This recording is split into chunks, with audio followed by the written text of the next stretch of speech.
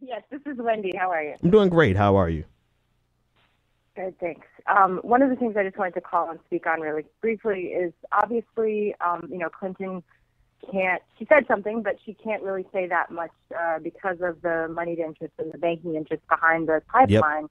But I think one thing that's particularly nefarious in this case about all the triangulation that you see in the letter that she ironically had one of her staffers released. By the way, the staffer has an indigenous name. She's of Hispanic descent, but she has an indigenous Latin American name.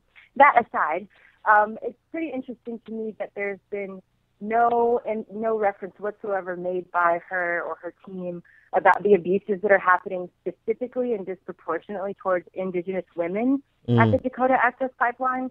One of the reports that have been coming out, or multiple reports actually coming out, has been saying that the women have been strip searched and jailed without any clothing whatsoever.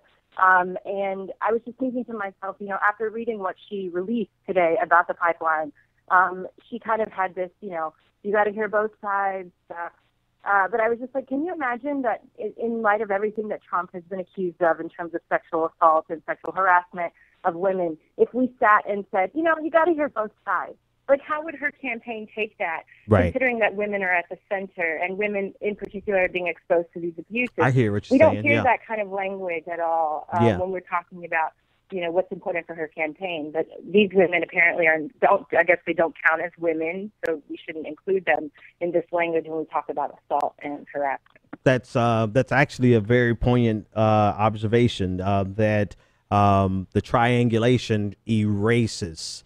Right. It's saying not only erases, but it's saying, well, wait a minute, hold on. Let's hear somebody else's side of the argument, which if we had applied that same principle to Donald Trump, I think the collective brains of Democrats across the world would have exploded. So good, great observation. Thanks for that call.